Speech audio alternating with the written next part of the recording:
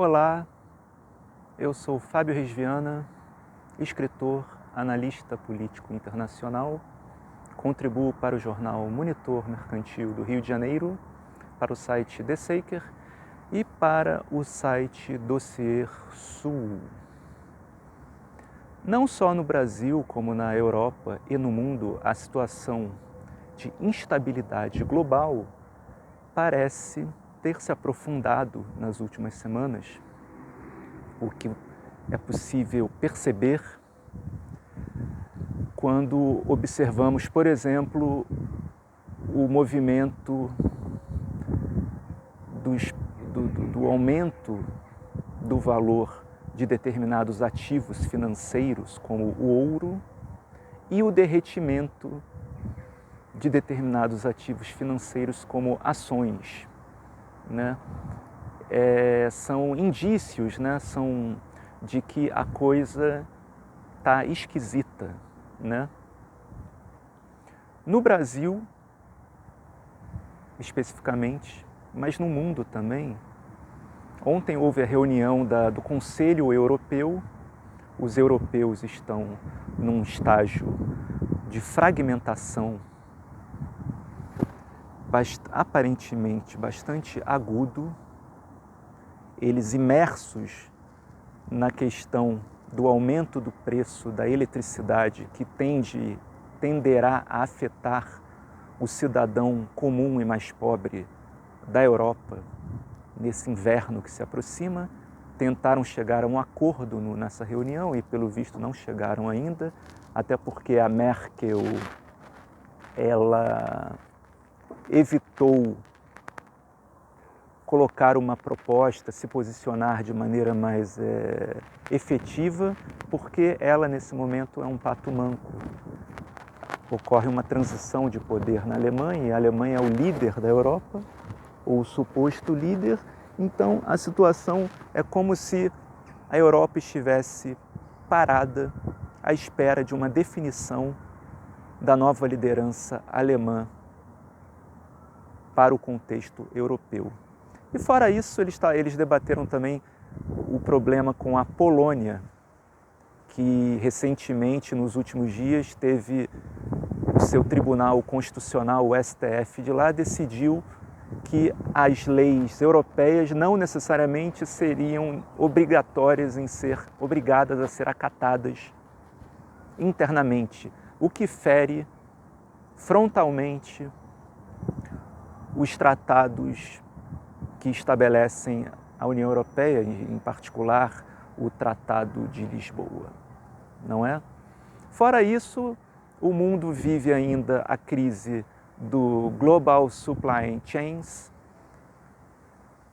das cadeias globais de mercadorias, não é? E em vários países, né? Inclusive nos Estados Unidos. Nesse momento, o Biden, essa semana, fez um pronunciamento falando sobre isso, mas não só nos Estados Unidos, na China também.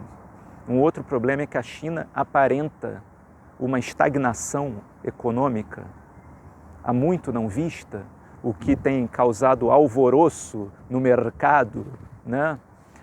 E a questão da Evergrande, a empresa a incorporadora chinesa que ameaça quebrar e afetar o sistema.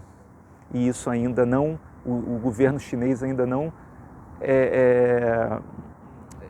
como é que se diz, indicou uma solução para isso, né? São vários fatores, por isso que eu citei no início do vídeo a questão dos ativos financeiros, porque ele, de certa forma, você olhando, observando essas coisas, observando o noticiário econômico também, principalmente, claro, é ocidental, é atlanticista, blá, blá, blá, essa coisa toda, mas o Financial Times e o Wall Street Journal, eles falam dessas questões, eles indicam, e o Economist também, indicam a situação, obviamente, do ponto de vista do chamado Ocidente. Mas é bom a gente ler todos os lados da história para tentar tirar nossas próprias conclusões, não é? Até o final do ano, imagino que a coisa deve ficar assim. Outra coisa também, no início de dezembro ainda existe a questão do teto da dívida americana, que ainda não foi definida. Eles têm até o dia 3 de dezembro, eu acho, para resolver isso.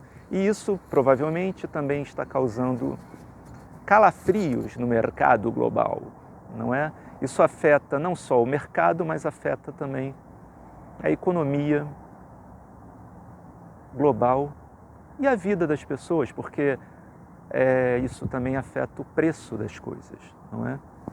É importante observar essas coisas para a gente também perceber que o Brasil, os problemas internos, eles dizem respeito também a essas questões internacionais, né?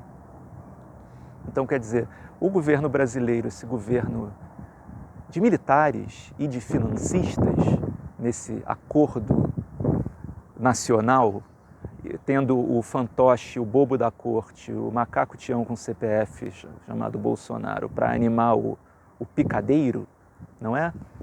O desmonte que eles estão fazendo na economia, em particular no setor de petróleo e gás, deixa o país à mercê dessa situação internacional, muito mais à mercê do que se eles não tivessem, do que se o setor de petróleo e gás no Brasil fosse reforçado, seguisse de fato a tendência internacional, não é? Onde a Petrobras pudesse de fato ter um papel relevante no controle dos preços, nesse momento, como qualquer país soberano faz, não é? Infelizmente, esse governo de militares de defesa da soberania nacional não tem absolutamente nada, né? O fato é que, nesse momento no Brasil, aí já trazendo a coisa um pouco para o Brasil, né? Mas tem a ver com tudo isso que eu estou falando, os setores produtivos, né, do país, por mais que tenhamos críticas e tal, aí eu incluo o agronegócio, né, que é um tipo de indústria, entre aspas, né, porque acabaram com a indústria brasileira, mas nessa questão, o agronegócio, com a crise se aprofundando, a crise global e a crise brasileira, talvez a tendência é o agronegócio se desvincular dos interesses da banca, dos interesses dos banqueiros, das finanças, que tem, nesse momento no Brasil, é quem dá as cartas, né? Aí você vê alguns meios de comunicação, como a Globo, eles reproduzem o discurso das finanças, porque os financistas estão ganhando muito dinheiro no Brasil. Para eles não há problema nenhum. Mas a partir do momento que o agronegócio começar a sentir que a situação está ficando ruim para eles, diante dessa vulnerabilidade do país no contexto global, talvez haja uma reação e aprofunde a guerra interna que nós estamos vivendo no Brasil desde antes da pandemia. A guerra entre as elites oligárquicas, não é? Eu não estou falando isso para defender o agronegócio, é apenas uma análise, ok? Então é isso, é uma análise generalista e rápida do contexto global, mas também do contexto brasileiro à luz do contexto global. Curtam o canal, desculpa aqui a questão porque eu estou na rua e eu ando sem tempo de gravar nos nossos estúdios do contexto geopolítico, mas já deu para passar o recado. Curtam o canal, toquem no sininho e tentarei gravar mais. Ultimamente ando mais atarefado com questões prosaicas da vida cotidiana, não é? Mas é sempre um prazer estar aqui com vocês. E leiam o meu último artigo no Monitor Mercantil do Cersul, que está aqui embaixo, ok? Fábio Reis Viana, direto do extremo ocidente da Eurásia para o contexto geopolítico.